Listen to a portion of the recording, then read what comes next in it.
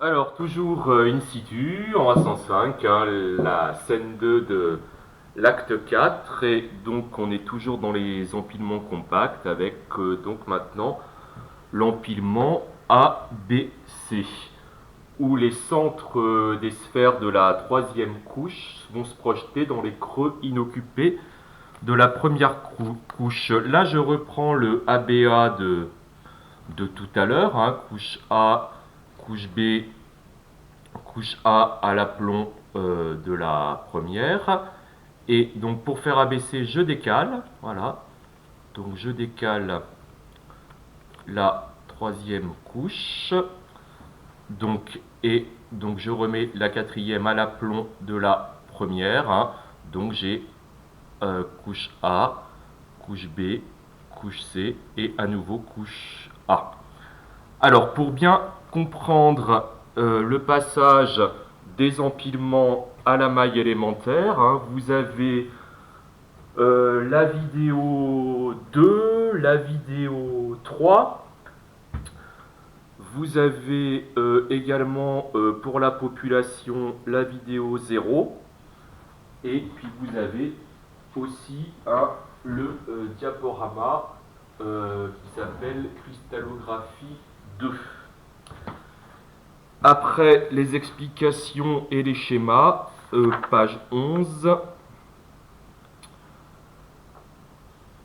et page 12.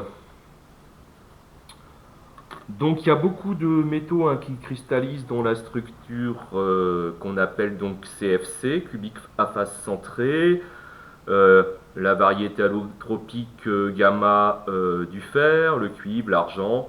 On fera pas mal d'exercices avec cette structure.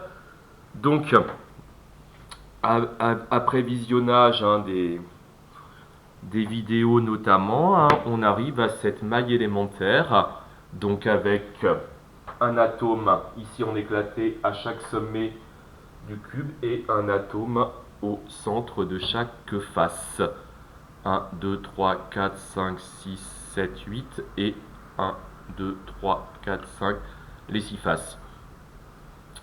Le contact ne se fait pas selon une arête, ni selon la grande diagonale du cube. Là, je vous le montre en éclaté, il n'y a pas d'atome au centre. Et le contact se fait suivant la diagonale d'une face. Donc là, le paramètre géométrique, là, il n'y en a qu'un pour le cube, c'est l'arête petit a. Le contact se fait suivant la diagonale d'une face. Donc, sur cette distance-là, 1 égale à A racine de 2. Et donc, ça fait 4 fois le rayon métallique. Par exemple, du fer alpha. Le rayon métallique, c'est la demi-distance d'équilibre entre les deux noyaux de deux atomes métalliques en contact dans le cristal. Au niveau de la population, chaque sommet est partagé par 8 mailles. Celle-là, celle à ma droite, celle devant à ma droite, celle devant à ma gauche, 4 au-dessus, 4 et 4, 8. Chaque atome au centre des faces est partagé par 2 mailles, celle-là et celle du dessus par exemple. Donc il y a 6 centres de faces partagés chacun par 2 mailles. Il y a 8 sommets partagés chacun par 6 mailles. Ça va nous faire une population de 4. Donc le nombre d'atomes en propre pour le cubique face centré.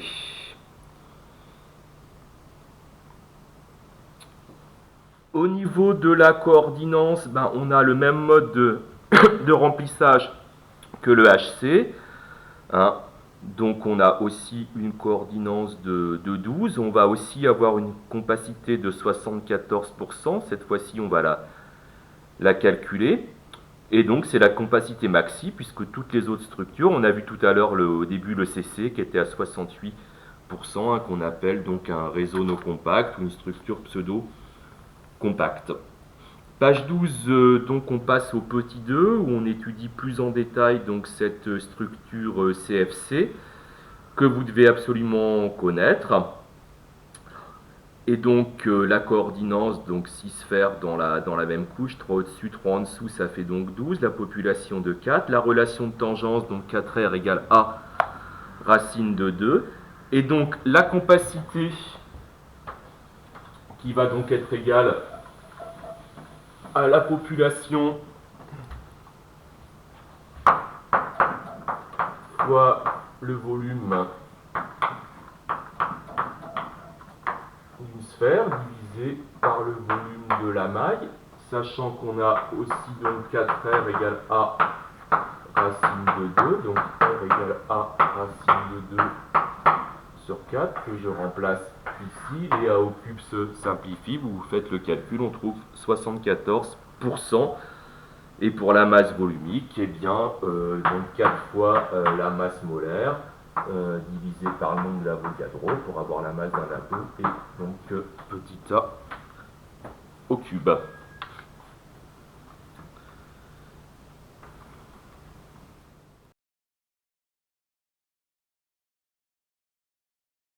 On a donc une compacité de 74%, ce qui laisse 26% du volume, hein, ou donc ce qu'on appelle des sites ou des cavités ou des interstices ou des sites interstitiels.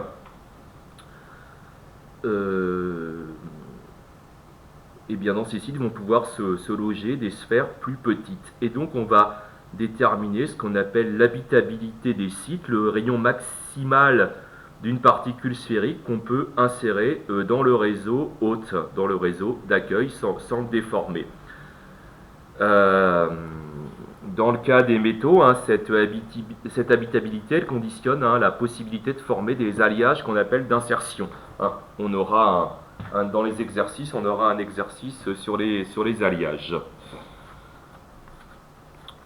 Sachant qu'il y a aussi des alliages de substitution où des atomes étrangers viennent remplacer les atomes de la structure de base. Alors, deux types de sites à étudier, ce qu'on appelle les sites O ou les sites octaédriques.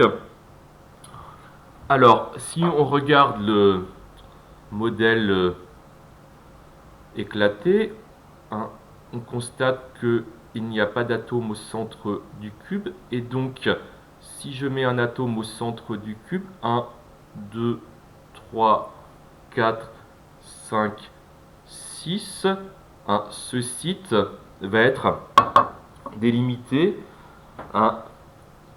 par 6 sphères, et il va se situer donc au centre de la maille cubique. Et par translation, aussi, finalement, si on regarde l'ensemble de la structure avec plusieurs mailles, aussi au centre de chacune des arêtes. Alors, vous avez ça aussi dans le diaporama sur les cristaux métalliques. Et il y a aussi, je suis en train de la rechercher, la vidéo 4 qu'il faut absolument visionner.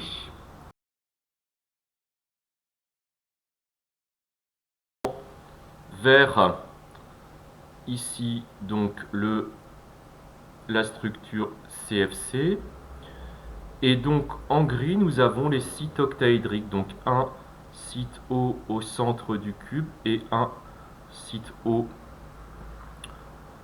au niveau de chacune des arêtes. Alors des arêtes, il y en a 12, donc une arête ici partagée par 4 mailles, celle-là, celle qui est à droite et 2 au-dessus, donc 12 fois 1 quart plus 1, celui qui est au centre, et bien ça fait donc 4 sites octaédriques en propre par maille CFC. Si je note RO, le rayon du site octaédrique, le rayon maximal d'une sphère qu'on peut loger dans ce site, et bien pour déterminer l'habitabilité, Je raisonne sur cette distance qui est égale à petit a, et donc j'ai 2r plus 2ro égale petit a, sachant par ailleurs que 4r égale a racine de 2, j'en déduis que ro c'est à peu près 0,414, à peu près 0,4 grand R, donc voilà, typiquement il faut pas que la sphère qui va occuper les sites octaédrique soit une taille, elle est un rayon, il ne faut pas qu'elle ait un rayon supérieur à 40% du rayon des atomes du réseau d'accueil. Ça, ce sera travaillé aussi dans l'exo sur les alliages. Alors on passe à l'autre type de site, grand 3, petit b, les sites tétraédriques. Alors là vous avez aussi la vidéo, il s'agit de la vidéo 5 qu'il faut absolument visionner, et puis donc toujours le diaporama cristallographie 2. Voilà, plus le cours, page 13 et 14. Alors une façon de voir les choses, c'est de partir de la structure cubique face centrée et ce grand cube de le diviser en 8 petits cubes. Donc ici j'ai en gris noir le cubique face centrée, et ayant divisé ce grand cube en 8 petits cubes, ici donc en vert j'ai le centre de chacun de ces petits cubes. D'accord? Et donc quand je regarde ici un de ces centres de petits cubes, alors je vais essayer d'orienter, où je prends celui-là. Donc regardons ici, donc c'est le centre d'un tétraèdre. 1, 2, 3, 4, 1, 2, 3, 4. C'est le centre d'un tétraèdre régulier. Géométriquement, on a donc 1, 2, 3, 4. Et ici, au centre, le site tétraédrique.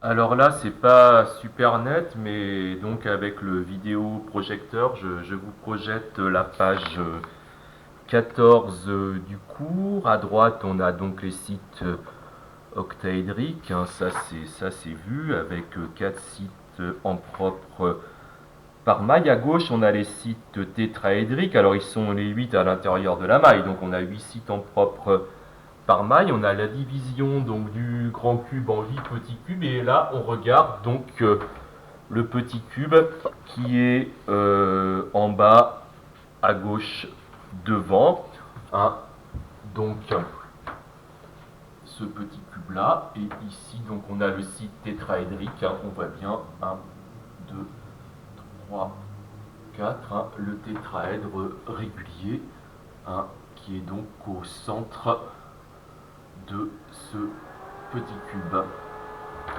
de côté, donc A sur 2.